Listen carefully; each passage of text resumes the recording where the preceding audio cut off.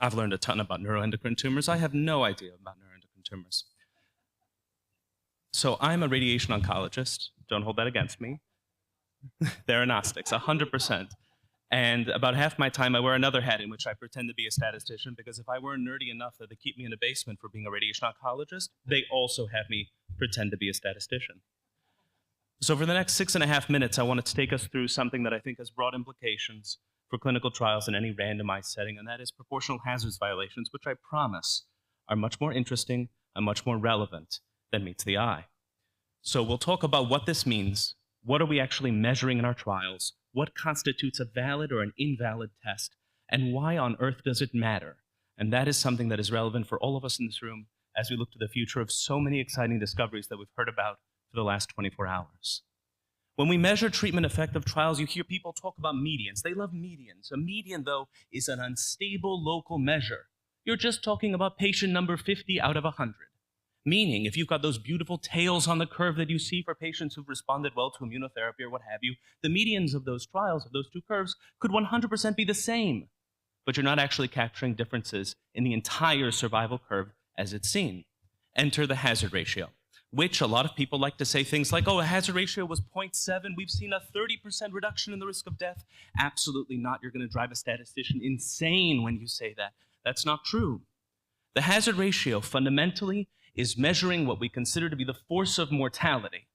Put another way, it's as though you took incremental slopes at every moment of that survival curve you see there. And so if you look at the red survival curve on the left-hand side, the right is what the hazard rate for that control arm looks like in a paper we published in JCO a few years ago. When you want to compare hazard rates, you do a hazard ratio. And to test the hazard ratio, everyone in this room has seen this 10 billion times. You do a log rank test or do a Cox proportional hazard test. I see my time is frozen, which is excellent. It means I'll just keep talking about proportional hazards forever. So the trouble with those things is that Cox proportional hazards explicitly tells you that proportionality of hazards is assumed, that the differential treatment effect from arm A to arm B is proportional over time, that the effect you see at 6 months is similar to the effect you see relatively at 24, and we of course all know that's simply not the case for much of what we do in the modern era. Beautifully, you see crossing curves, and we tell all our fellows, oh, the curves cross proportional hazards is violated. Why? Because some subgroup is clearly benefiting when the entire group is not earlier on. The other thing that we use is log rank tests, which also produces a hazard ratio. But what does a hazard ratio even mean if proportionality of hazards is violated? So proportionality of hazards, I want to show you pictures. I like pictures. So here on the left-hand side is a proportional hazards. Here the symmetric effect is seen over the entire follow-up period. But you see in the middle something we see all too often, which is a delayed effect, classic for immunotherapy, right? Some subgroup is going to be responding better, you'll see them survive longer, and you get that nice pretty tail of the curve. But if you took that all-comer population at the beginning, everyone was slightly more likely to respond to the chemo. So the chemo arm looks better at the beginning, and the immunotherapy looks better as you get to the tail. You also can get the reverse of that phenomenon, a decaying or a diminishing effect on the right-hand side, where you see that the curves converge over time, which can happen for a variety of reasons, one of which, we are GI oncologists here, is that the survival quite simply is so poor that it all converges to zero at some point. So the question is, what do we do with this? If proportionality of hazards means we cannot use reliably Cox modeling or log rank tests, you gotta come up with something that doesn't require those models. Enter a few different concepts. First, and I'm a disciple of the people who came up with this, and I love this concept, is the restricted mean survival time. Here you are quite simply doing the following. You take the area under the curve and you compare the area under the curve of one arm to the other. Don't let statisticians overcomplicate things. These can be made super intelligible, super easy to see. And you compare one arm versus the other over the full follow-up period of the survival curve, and you can run statistical tests to compare the restricted mean survival time, both as a ratio or as an absolute difference. Improve RMST by 2 months on average. Terrific. P-value less than 0.05. You can also use what have been published on called max combo or weighted tests.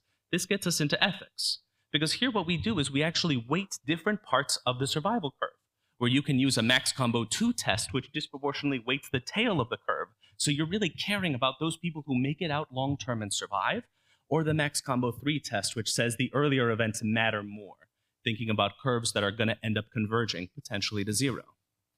So I run in my half of my day job, a fun little nerdy statistics group that just works on survival, reconstruction, analysis, and how to interpret clinical trials. So we manually reconstructed the survival curves of every single phase 3 cancer clinical trial in ct.gov for the last, say, 25 years.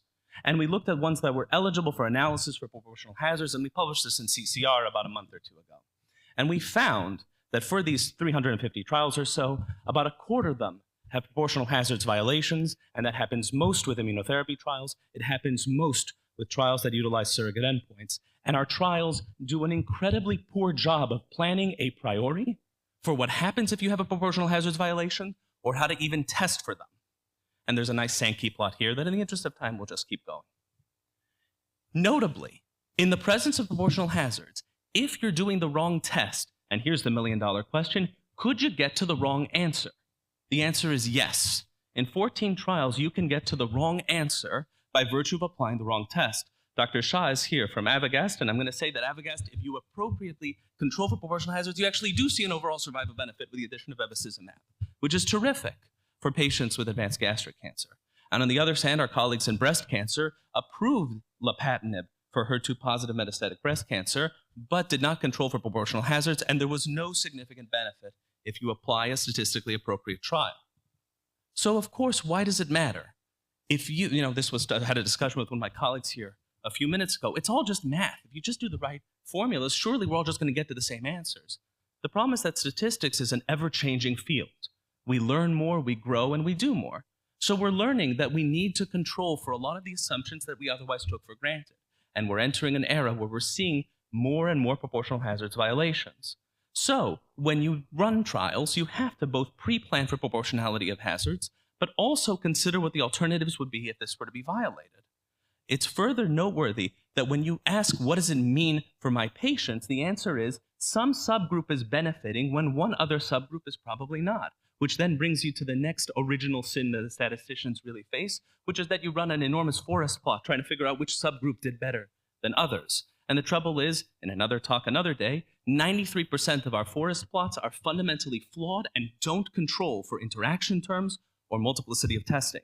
And it matters because if you run too many tests, you'll see weird things, and you'll find correlations and associations that quite simply aren't so believable. For instance, the number of people who drown in a pool every year is correlated with the number of films that Nicolas Cage has appeared in that year. You can find all sorts of fun things if you run too many tests. So, proportional hazards violations are common. They render our conventional analyses invalid at worst or challenging to interpret at best. So we need alternatives, and there are, and no one test is clearly better or superior to the other. Rather, it's more holistic than that, and we need to ensure that we've got all of the appropriate tests in the room to account for these possibilities. We need to increasingly be aware that these statistical violations occur, pre-specify them for our trials, and we are entering an era where the FDA and other agencies, regulatory bodies, journals, editorial boards, statisticians are paying increased scrutiny to proportional hazards violations, interaction testing, differential censoring, and the like. So with that, I thank you all for this digression.